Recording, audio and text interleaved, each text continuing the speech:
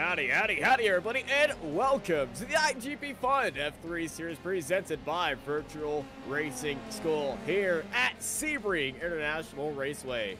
I'm Austin. I'm joined by Marco Barber, and we are here live in beautiful Florida for another fantastic round of the iGPFun-F3 series. Marco, it's another great week. How are you feeling? It's fantastic, Austin. So nice to be here. And we had, of course, fantastic, let's say, entree yesterday with the official F3 Championship running around here. Many of those drivers are back for this one in the IGP Fun Series, and of course, this being the IGP Fun Series, we crank it up to 11. We have more than 60 drivers signed up for this one. Yeah, 62 cars once again taking to the grid here today at Sebring. Currently, our provisional pole sitter is Alex Dune, with Gianfranco Pagodo up in second, followed by Alex Alcaraz and Max Bartola. Marcolota, sorry, in fourth place with Mark Alcaraz in fifth. They're currently qualifying today, but since they're here at Sebring, what are the biggest parts that go on into this track? Man, Austin, I have to say that, of course, every corner around this place has unique characteristics. It's certainly a place, like I said yesterday, that is not very friendly to cars in general, but especially to open wheelers.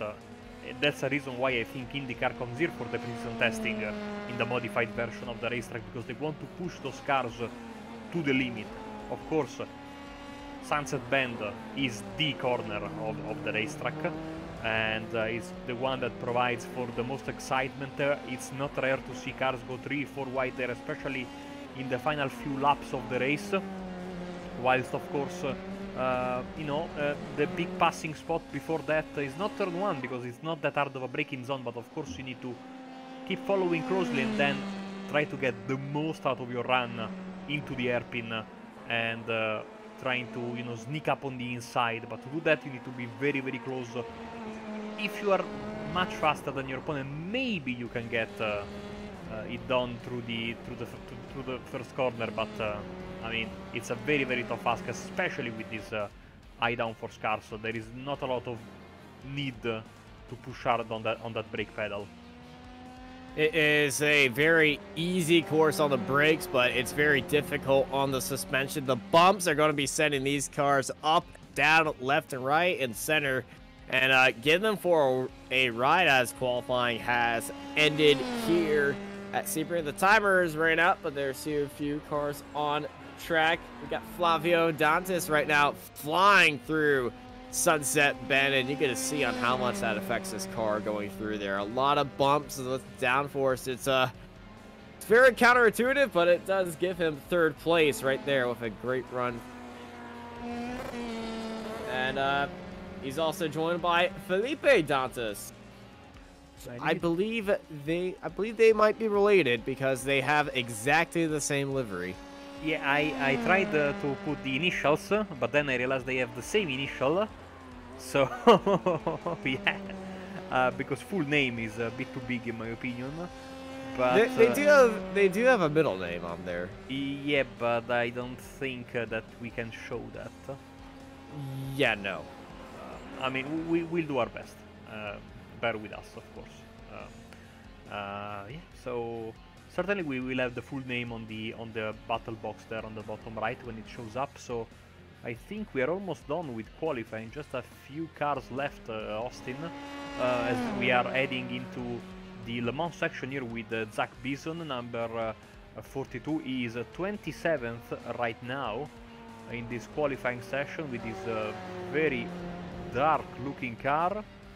And yesterday we saw some incredible fireworks between some of the drivers that were here, of course, that are here as well, of course.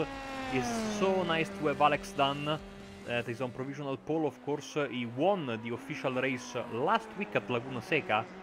Couldn't join the IGP Fun race on Sunday because it was full. It filled up under 5 minutes. Exactly, so today he was able to sneak in, but yesterday he had a very bad race he had a massive lap 1 collision with, I think, Max Bartolotta, and they both went flying in the air. They went to the pits for repairs, they restarted, and then they crashed again a few laps later. So certainly they are both looking for a bit of redemption today in the iGPFun Championship. We have Bison, Thulis, and Maguire running around on the racetrack right now, as we have so far 5 drivers without a lap time: Calderon, Bynum, Mathis, Justu, and Kaminski. And I think they will remain, Austin, without a lap time, given that we are at the tail end of qualifying. So over to you for the starting grid. Another week, another 62 cars lined up and ready to go here at Sebring. Alex Dunn starts up on pole, followed by Gianfranco Pagoda, Flavio Dantes, Alex Alcaraz, Max Bartolotta, Mark Alcaraz, Sonny Rosario, Felipe Dantes, Samuel Hermer, Daniel Muth, Luca Verarni in a new paint scheme, Alexander Wren, Stuart Millen, Vincenzo Caracci, Zoltan Zomotor, Philippe Lucas, Luis Perez, Andrea Brachetti in 18th, followed by Philip Kraft, Michael Protozek, Lucas Marut, Christian Burke, Bartosz Grzelski, Antonio Teles, Bruno Cananovas, Max Giacchino, Zachary Beeson, Nick Carty in 28th. They're followed by James Louise, Rickard Brockberg, Adam Talza, Chuck Maru, Andy Flitt, Rob McGuire, Simon Ball, Steve Rubens, Ben White, Antonio Rzewski in 38th, with Russell Kirkwood, Cucciato, Christian Glamsetter, Dirk Provley, JJ Gonzalez, Alex Hopkins, Antonio Milano, Richard Veen, Noah Richie Robertson, Ross Goodace, Chris Strauss, Giovanni Salenta, Patrick Rollins, Reed Dennis, Hans Vrang, Clark Williams, Thomas Pruitt, Alexander Roggenbuck, Peter Brzezinski, and Mark Mathis in 58th, followed by Justo, Nakar Calderon, Michael Bainham, and Matt Kaminsky in 62nd place. The grid's all lined up, and let's go racing. It's iGPFun here at Sebring, and we're going green, green, green. And it's a great start up in front, but it's a horrible start by Gianfranco Pagoda, who is stalled off the line. He's already fallen down to 10th place.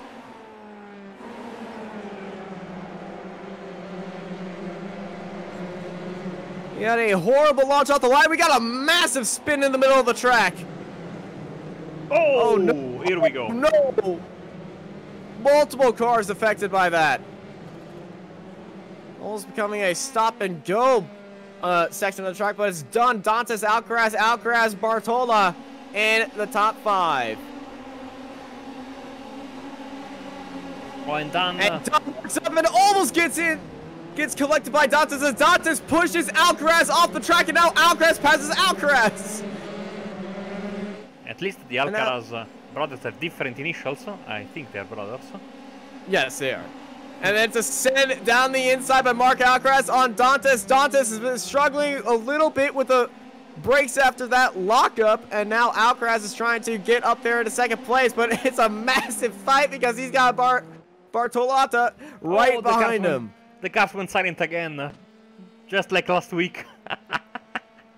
Okay, I think it's car number. I think it's the amount of cars. Last night I had a broadcast with the exact same cameras on the exact same track with the exact same cars, and the cars were loud, and they were also loud in practice.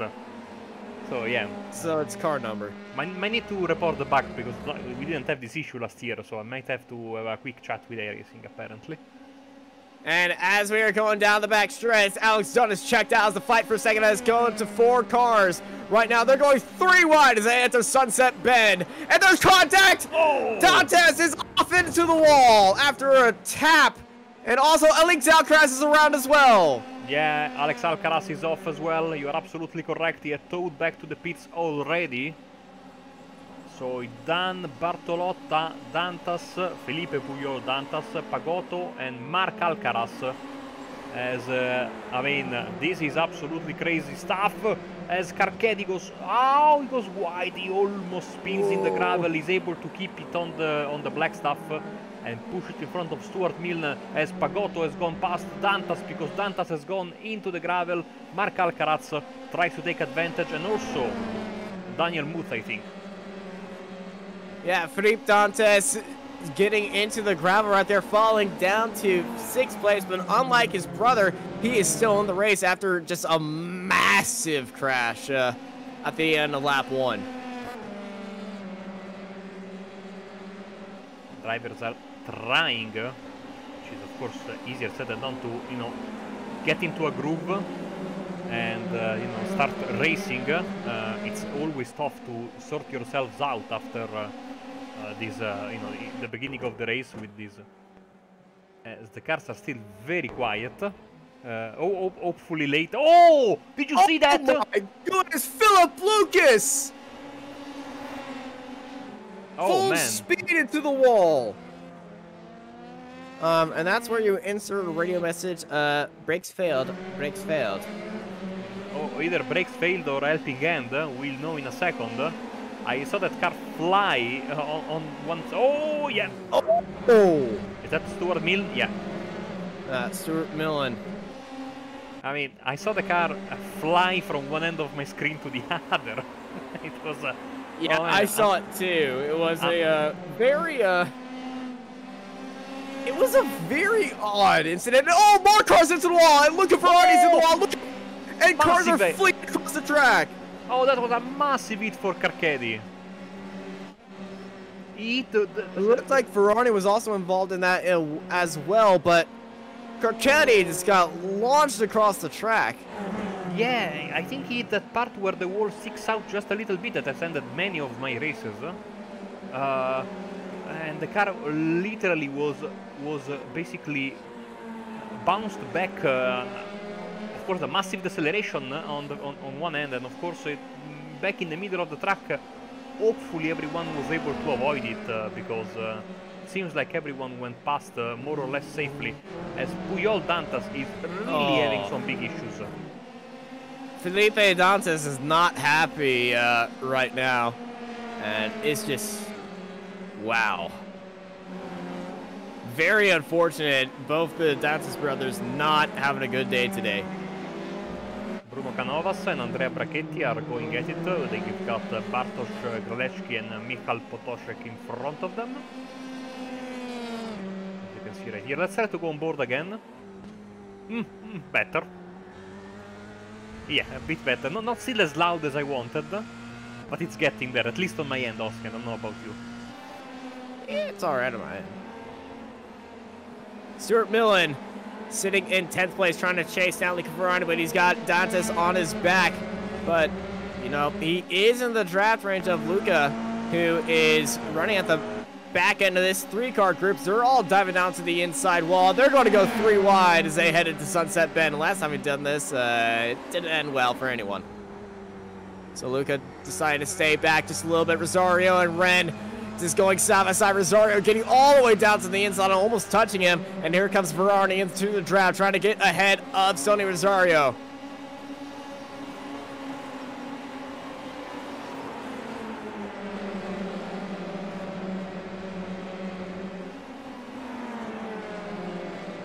So throughout the field, Andrea Brachetti and Casanova. And just look at this line of F3 cars. Let's see how many drivers have fallen one lap down. So far, not a lot of them. You can see right here. Reed Dennis and Roggenbach are the 2 drivers that are leading the lap down train. Unfortunately for them, it's not going to be possible. You know, I mean, it is possible in theory, but it's going to be hard for them to get back to the fight for proper lead lap position. Yeah, if they wanted to get into the lead lap position, everybody would have to go, well, crash. Yeah. In endurance racing, we've seen that happen. Not so much in this iGPFun series where, you know, we have a set number of laps. And the races are about an hour length. So we're looking at the pink cat of Antonio Rzewski ahead of Antonio Tellez. I can't for the life of me remember who was last week that had a car similar to the Hispania Racing Team cars of a few years ago in F1, where they had like your name here, this place is great for a sponsor, as Dantas goes on the inside of Milne. Well, we actually went over them, but I think they might have been involved in one of the incidents. Probably, it's not who I think it is. Russell Kirkwood? We'll check later, but the important thing is that someone, you know, listened to my appeal last week and decided to, you know, put my name on his car. So you'll see that in a bit after maybe the races later has been calmed down a bit. Because this look is at this, Talsma. I mean, this is anything but calm so far. Yeah, no, I don't think it ever will be calm, but Talsma looking around the outside, then down to the inside, then looking back onto the outside again. It's a drag race. Talsma has got onto the back left wheel, and he's going to send it around the outside, trying to keep Bruschetti in there, but Bruschetti sends it down low. He stays ahead of Talsma. Great side-by-side racing between these two drivers. That's allowing Bruno Casanovas ahead to pull away from these two. And here comes Talsma looking down to the inside. It's a big send by Talsma. And Talsma's got the move on corner entry, mid-corner and corner exit, and now the role has been reversed. Talsma up into 15th. This fight is far from over, I think. What is certainly true, if we take a quick look at the lead of the race, Alex Dan Austin has 5 seconds. 5 seconds over Bartolotta, and then he's got 5.7 on Pagotto, so he dominated last week in the official, but couldn't race in the iGPFun. Yesterday he had a very bad result in the official, but he's making up for it in iGPFun. You know, he's you know, getting points in both championships equally, at least if he can finish the race today in this position. And I mean, look at that, he's got I mean, if you look at the lap times, this is absolutely incredible, especially in the opening laps. He was able to profit from the chaos behind him, and he was able to profit from it massively. Yeah, there's still a little bit of chaos behind him as they are still fighting it out for second, but not as crazy as lap 1 was. We got a car around, that's Drost. Making a 3-point maneuver and back onto the racing surface proper. Falling down to P41, maybe more, because he's got Hans Verheij and Daniel Justo coming to get him. Justo staying down low, and there's Hans just staying up high. Here comes Justo with all the pace in the world. Side by side, heading into turn 2, and Justo's got that move made. 42nd as he tries to chase down Drost ahead of him. Meanwhile, Pagotto has jumped Bartolotta. Pagotto, after a very rocky start, back up into second place.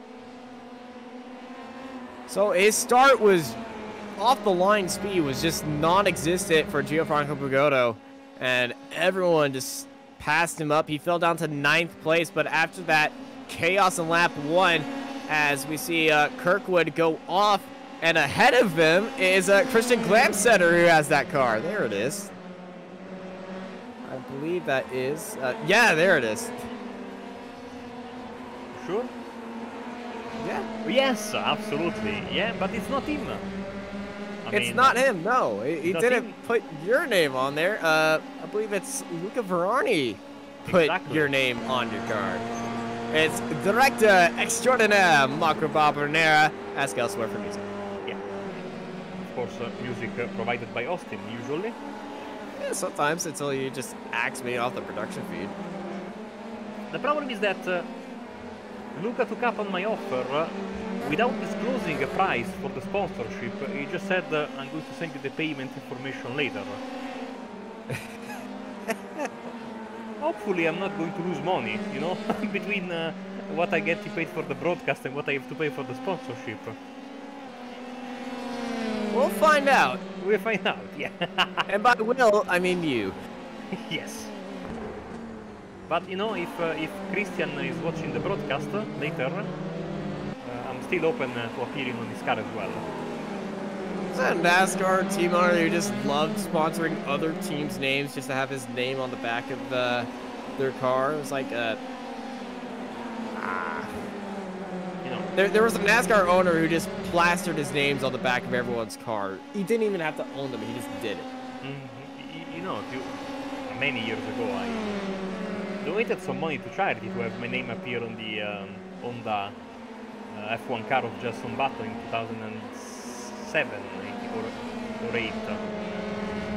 2008, I think it was. No, 2007. Yes, 2007. So, admittedly, that name was much smaller than this. So, Luca is much better than Honda. GD Stacy, that's who he was. He liked having Stacy at the back of every car. Didn't have to. He was also a scam artist too, but we don't talk about that. As look as Felipe Dantas launching it up down low and up into 9th. Tulis and Brachetti also going at it as they enter turn 1. So many lines you can do through here, eh? Beautiful stuff. I love this I love this racetrack. And this corner is really. Oh, Ricard Bobeg is having an issue, and Chuck Mauro with a lot more bravery than I would have had there. Sure, very tight between these two. Yeah, you know, if you move around the outside, also Ricard Bobeg has got this livery. Okay, I can sponsor 3 cars now. Not if I beat you to it first. Oh man, this is going to become a bidding war very, very soon. For the cup. This is going to get biased very soon. We should stop.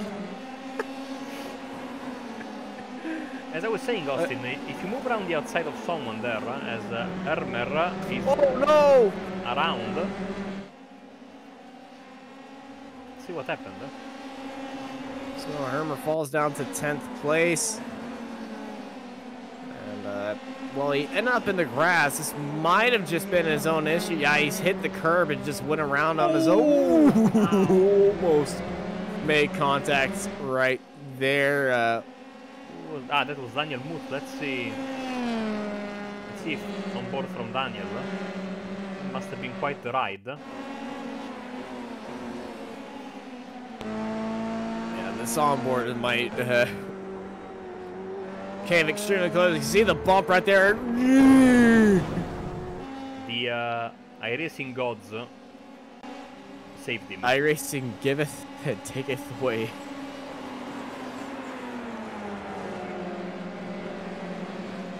Good pass by Rosario here. As I was saying, again, if you pass around the outside there, or even on the inside, so bumpy in turn 1, a bump could easily upset your opponent's car, and you know that could spell disaster for the both of you. So, as Ermer went to pit road, so there was contact probably.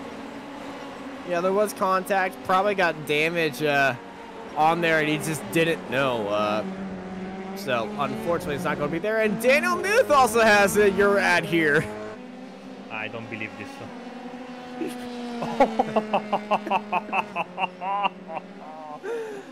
This is fantastic. Daniel, yo, your people, my people will be. And oh my goodness! The car crash!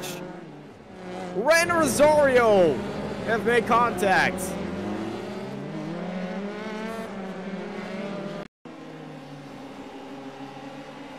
Here they come, entering the hard-braking zone here. Ooh. Oh, it's the 52! The 52. Felipe Dantas got into the back of the braking zone. It's just a one light tap to sense it all over the place. It's right up over Felipe. Ooh, bit on that. Oh, massive netcode. Yeah. In the meantime, while we were showing the replay, Mark Alcaraz has jumped past Max Bartolotta for P3. He might get it passed back as he was very loose off the X. You saw that back end was dancing around, and here comes Bartoloa on the Mark Acras, swinging around the outside of turn 1. They're going to go side by side mid-corner. But it's going to be Bartoloa taking 3rd place from Mark right there. What a weird day. It's looking like, oh, Luca Varani with a bit of a mistake there. He's, of course, I'm very protective about this car today. He went off track in turn 1. And we have another fight here between Ben White, Richard Boberg and Nick Carthy.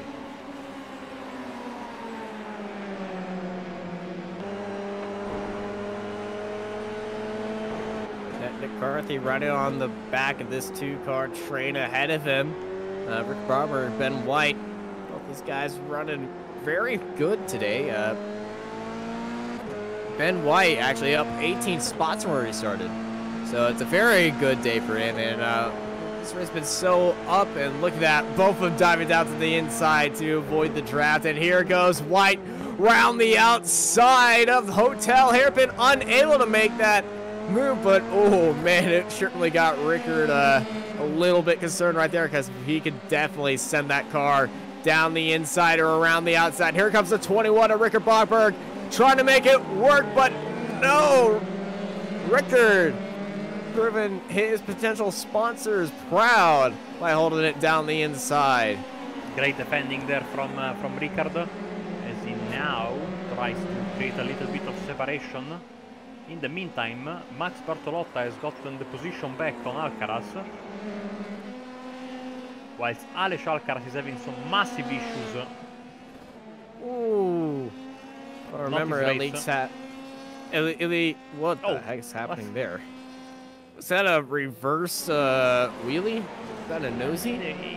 If you ever played GTA San Andreas way back when, you had those competitions where you had to, you know, dance with your cars, basically. Did he install hydraulics into those cars? It's possible. Look at my pit my F3.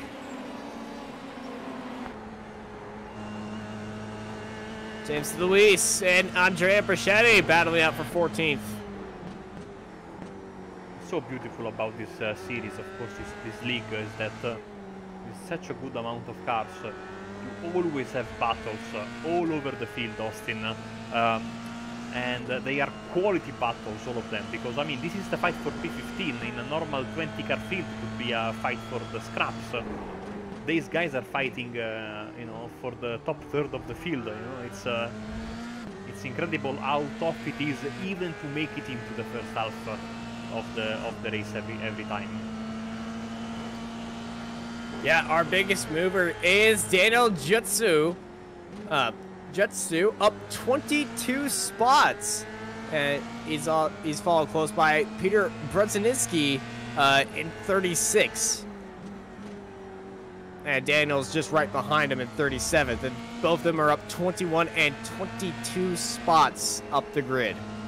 And you know, usually when you are again 35th, 36th, it's not the first position you think about when thinking about the biggest mover of the race, you know. So, I mean, as Dan, I mean, we are not talking about him, but he set another fastest lap of the race, 52.36. He is absolutely flying out there. Yeah, and here comes James Luis and Andrea Brachetti side by side. Luis dive down low, and Luis has them corner. Made goes very wide. He's going a bit loose on the exit, and here comes Brachetti.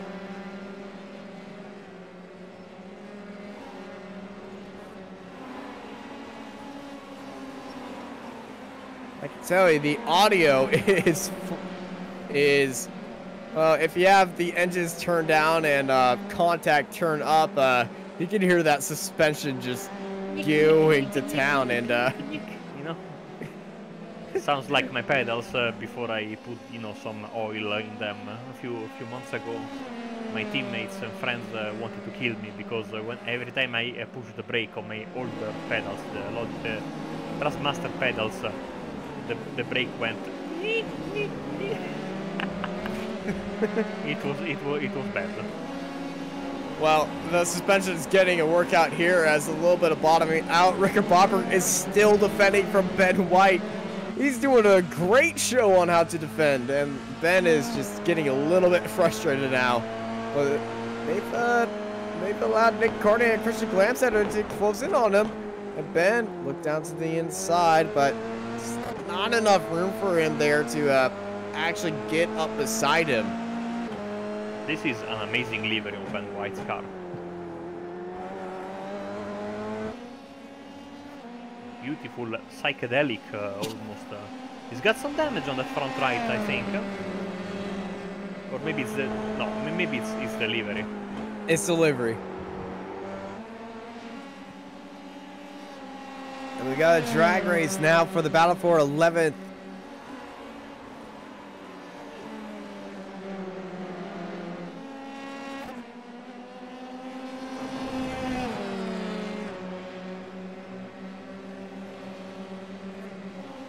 And almost getting into contact. Here goes Martos going around the outside after using every bit of track to stay behind him. And he's going for the switch back in turn one, and he's got that move made. Can he make it in the braking zone? No, he doesn't. Great stuff. Beautiful stuff. In the meantime, Graham Setter has been passed by Ben White. No, has passed Ben. Carty. Carty. No, okay. So Bobberg. Bobberg got a lead. Ben White got held up just a little bit, and that's allowed Christian Glamstetter to pass Nick Carty. And Glamstetter now is up 21 spots through the grid. I was getting confused. Well, talking about that, Mark Mathis is up 28 spots through the grid.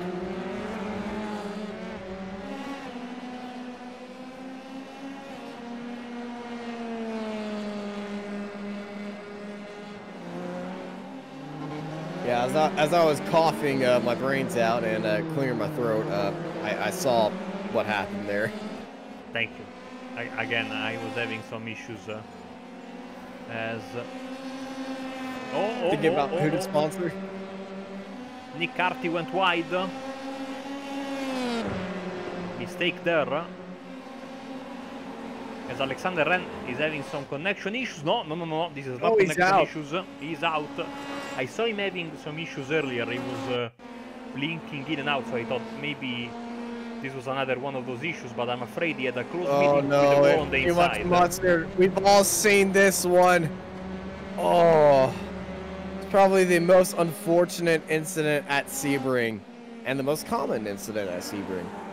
Just coming out of Le Mans onto that back straight, you just want to put the power down, but when you get out there and you put the power down, just sends the car around and into the wall you go.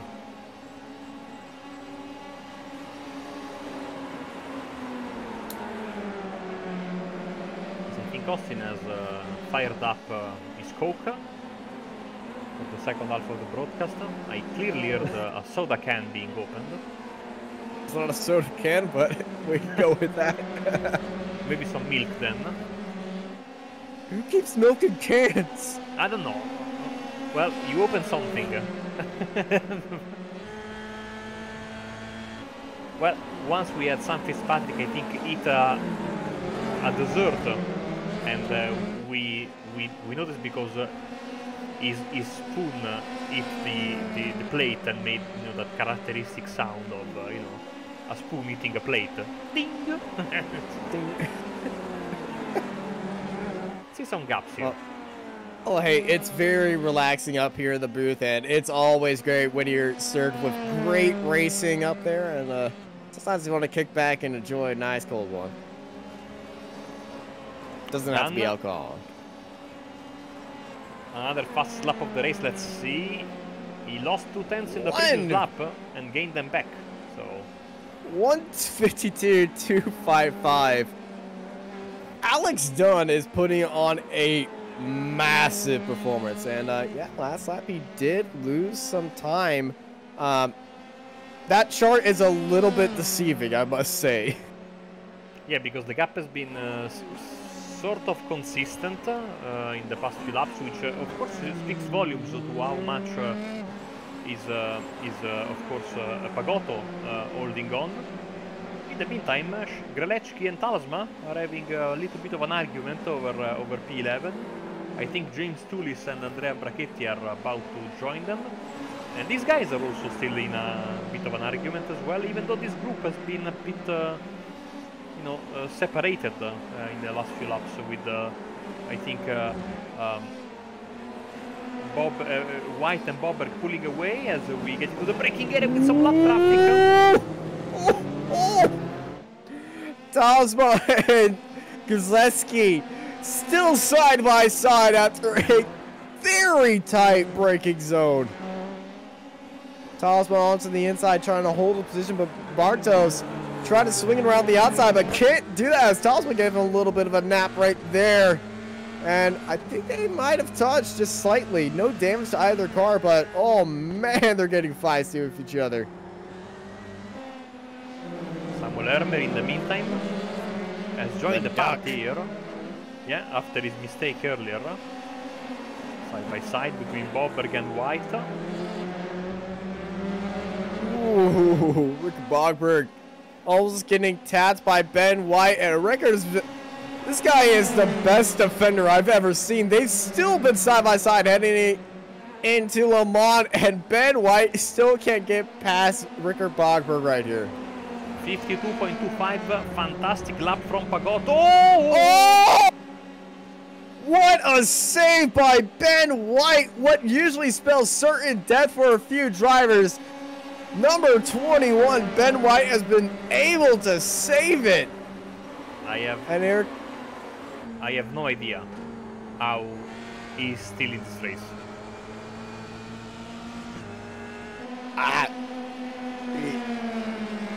Luck. That's all I can say. Luck, and my goodness. Probably very quick reactions on the brakes to lock up the car, get it going straight again, and well, keep the back end from going out on you, which is a very hard tactic to master. But when you do oversteer and get very loose, usually when you get into the grass, it is impossible to save the car. But he managed to do it. Don't know how, but he's done it. Once again, Talisman and Greleczki with Thulis, as I was saying earlier, officially in the mix, pulling away a bit from Brachetti there. As we are getting, I think, closer and closer to the sunset. So yeah, let's have the weather report, Austin. Something that we haven't done for a long time. It's a beautiful 26 degrees out here on track, 24 degrees in the air, 44% humidity, which is a very light humidity here in Florida. It's on this partly cloudy afternoon. It's currently 4:42 p.m. here, and we got a nice swift breeze heading about in the eastern direction of northeastern direction of 13 kilometers an hour here on December 27th, 2020. And we got a dew point of 1,026, so it's a good day for a good race, and we're spending it the best way here at Sebring International Raceway. We are basically around very close to real time. It's a little bit past 5 in real life on the East Coast. Yeah, it's just a little bit ahead. If this was Central Time, it'd be on the money, slightly off by give 40 minutes. We're just using Mountain Time, okay? I mean, I always, when I see baseball games in Pittsburgh, who's basically at the border of the Eastern Time Zone, it's like 7 p.m. and the sun is still very high in the sky. So. But here we are, you know, properly in Eastern Time Zone. So. Yeah, all the way over in Florida. As here comes James Louis sending it in. Adam Talisman sending it in on James. And Talisman makes that move look good. Chuck Morrow and Andy Flint going side by side. Still nothing to be done about that.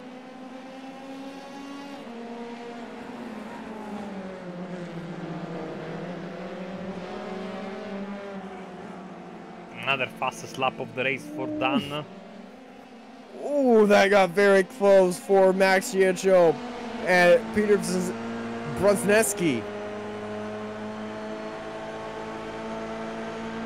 As there's JJ Gonzalez in this 3-car fight as they head into the hotel hairpin, and oh, that's wide for Max.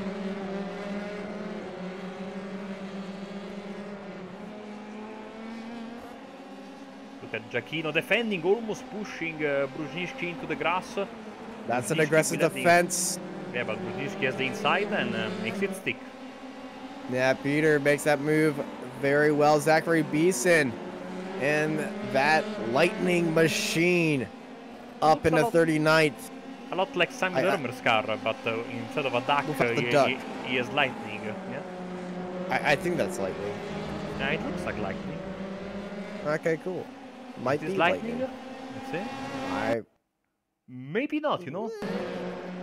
It looks like waves. Waves, lightning. Put your thought in the chat and we'll find out. Oh wait, that's a dragon. No, he's a guy on a horse, I think. Also known as a knight. Sorry, a guy on a horse. Oh dear! Oh no! Peter Brzezinski. Well, after being at the top of this fight, he's now at the back of this fight and going very wide and killing a few cones in the process. And fun thing, I've only ridden horses about 3 times in my life. I have never done that. And I've been kicked off of one. The horse kicked me off. I haven't been physically kicked off. It did one of those stallion stands and I just fell off of it. Don't ask how I got it to do that. I was young. Chuck Mauro with a mistake. Oh no, Chuck! Well, he kept it on the wall. Somehow. Never mind. Oh, and another issue. And multi-car incident. And this is Sonny Rosario and no, this is JJ Gonzalez and Max Giacchino. And I think some they were fighting, almost of course, getting into who was that? Sonny Rosario. No, it was the last car. 20. That was Gianfranco Pagotto they almost got into. You are quite correct. And they were fighting. James Tullis, who was in line for a good finishing position today, Austin, has just towed back to the pits after, I imagine, crashing. Oh no, this is so hard. That wall is super. That is the hardest wall on the racetrack, I think. At least here, I mean, that's like, you know, yeah, you are not finishing the race if you hit that. With any car, I don't care.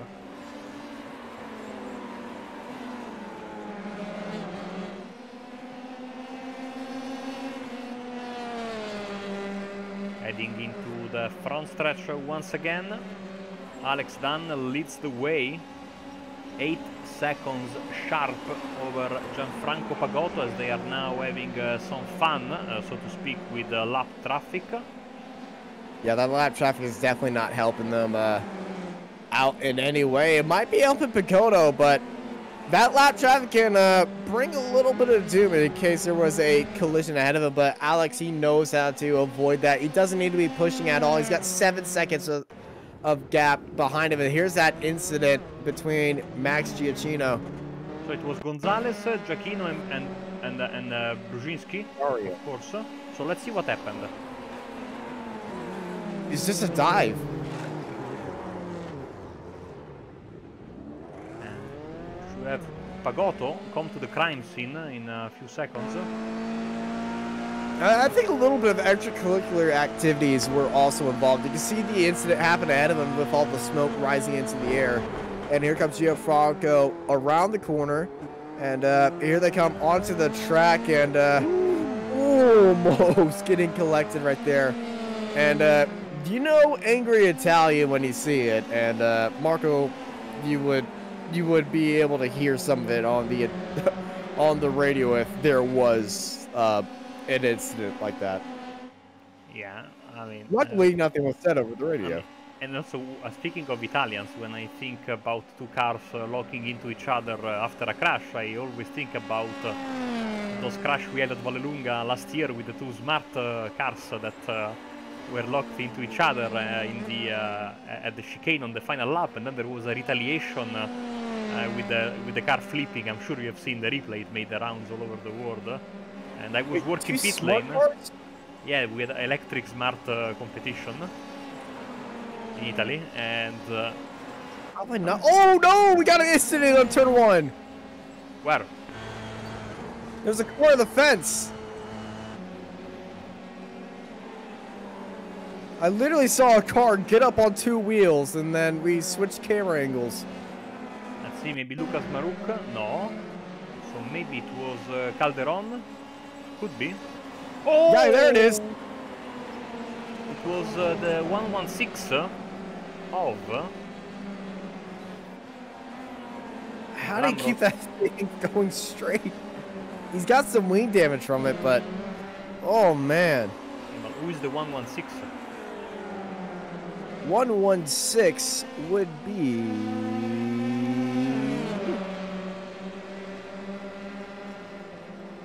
Oh, it's Hans Ferrari. Ah, Hans. Let's see his rear wing. Yeah, look at that. The rear wing's fine. It's the front wing. Yeah, the front left wing is kinked up. So it got some damage from there, but well, he stuck the landing. Chuck Morrow and Dirk Bravley battled out for 22nd with just 3 laps to go here in Sebring. Soon to be 2 laps to go as Alex Dunn is closing in on Sunset Bend once more. Ooh, Dirk swinging around the outside, but Chuck saying, "Oh no, no, I'm not letting you by." Oh, he's trying for it again, but he's on the outside. Ooh, careful there, guys. They're going for it with each other. Putting it all on the line. As the 22nd lap has started, Gradecki, no, sorry, apologies, Flint and Hermer are going at it. No, yeah.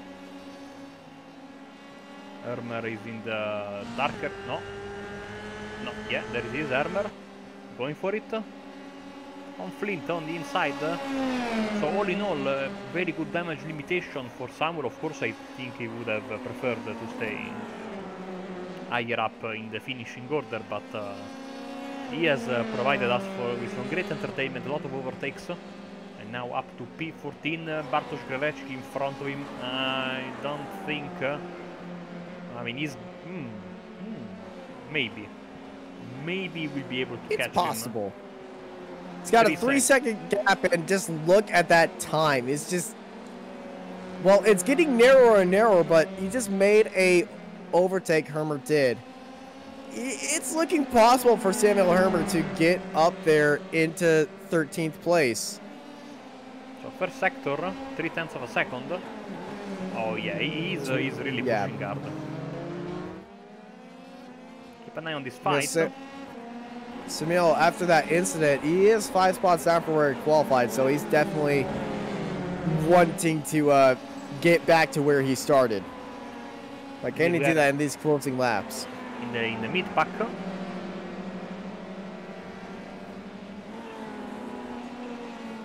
As I mean, 35 cars, 34 cars on the lead lap.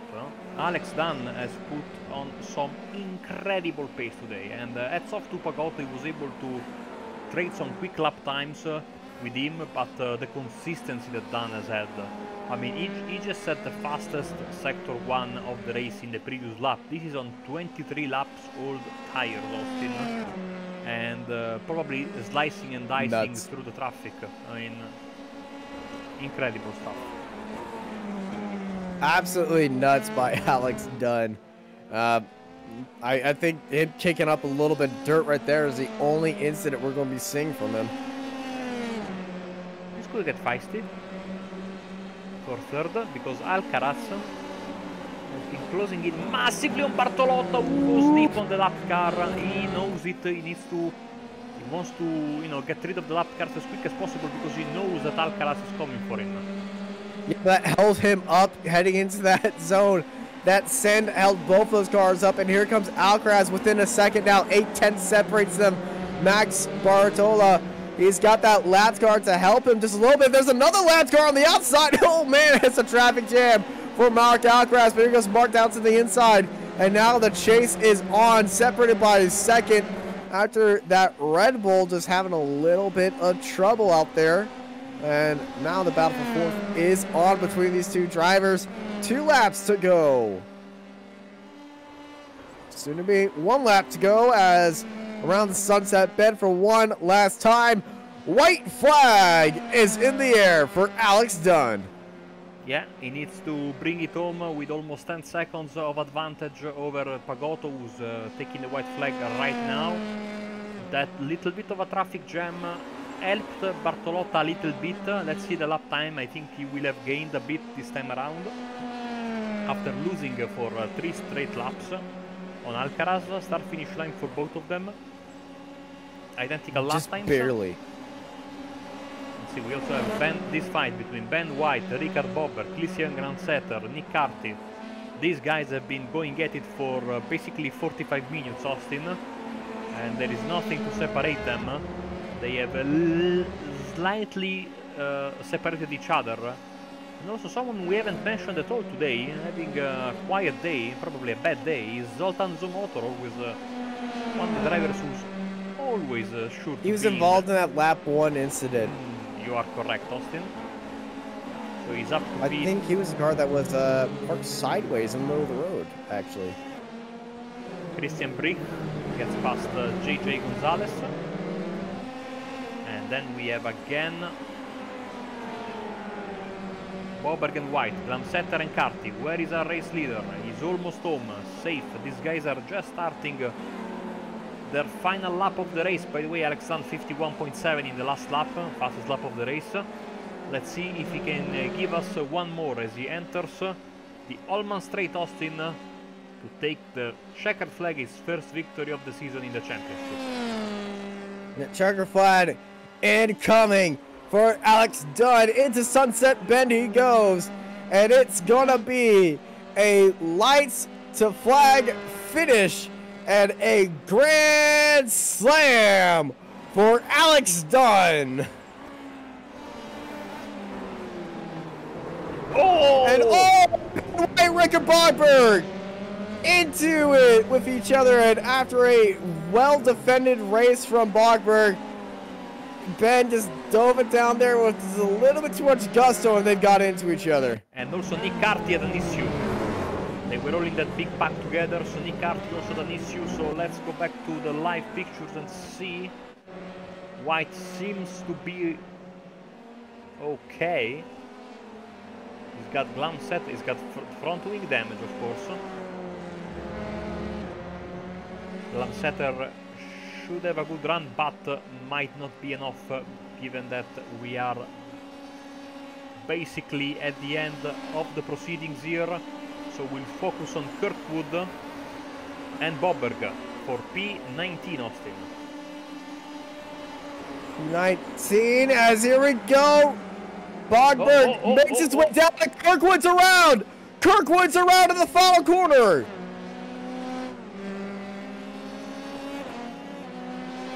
And almost comes across into Tellez.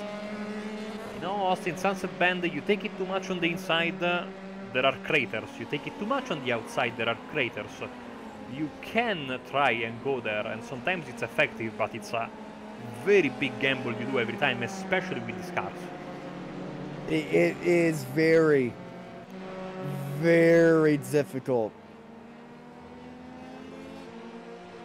But very unfortunate for Kirkwood right here. As we look at our race winner, Alex Dunn. As everyone's coming across the line, he's already doing victory wiggles.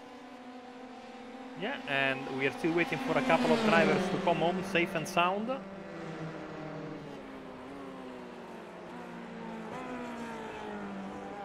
He didn't get the fastest lap of the race in the final lap, but he did get the fastest lap of the race overall. I think no one beat him to it. Let's see.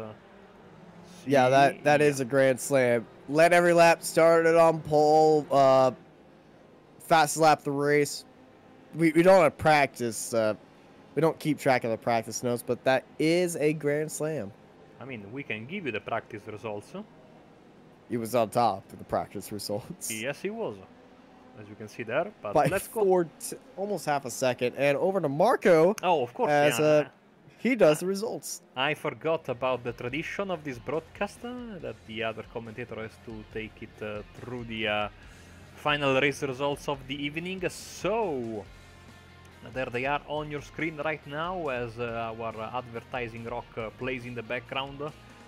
Literally not, there is not a better song in the world to open and close the broadcast. Alex Dan wins your race in front of Gianfranco Pagotto and Max Bartolotta to round up the podium. Marc Alcaraz in 4th and Daniel Muth quietly but very, very decisively in 5th.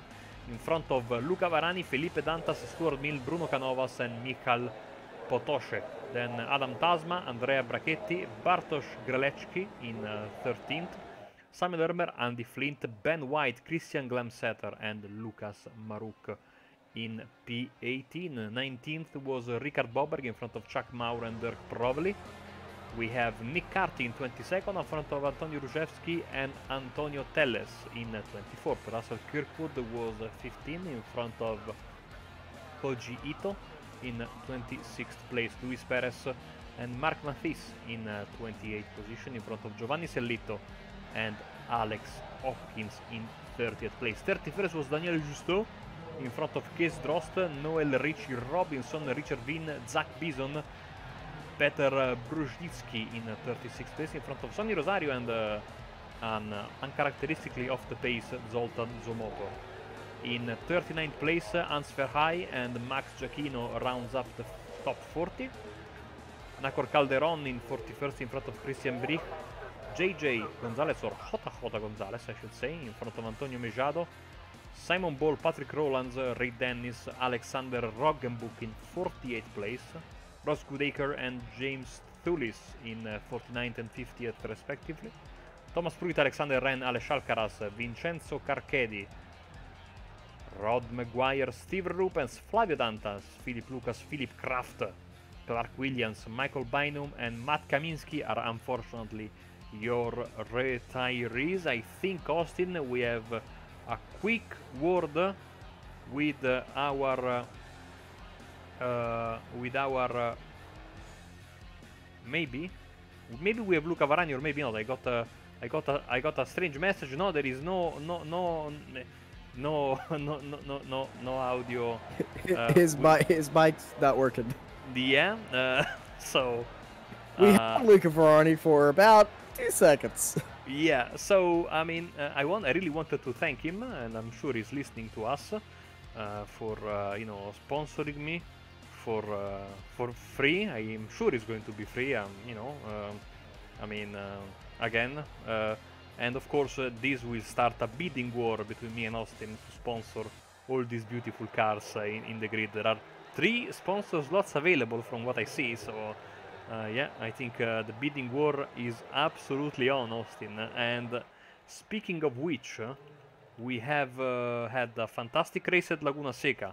That was, of course, last week. We had a fantastic race this week, of course, in Sebring International Raceway. But next week, we're at Nürburgring. At the Nürburgring Grand Prix racetrack, exactly. So. A big change of scenario from these North American racetracks, no? Yeah, big change of scenario indeed as we begin our European tour starting next week. Going on for a bit of time until we come back to week 7 and we go to an American tour. Head over to Japan, then we go, well, we don't really have a bit of tour anymore, but we end our American tour with a bang as we get ready to pack everything up and head over to the Nürburgring next week. Thank you, everybody, for joining us here on the iGPFun-F3 broadcast presented by Virtual Racing School. I'm Austin tonight. I've been joined by Marco Barbonera, and I hope y'all have a great night.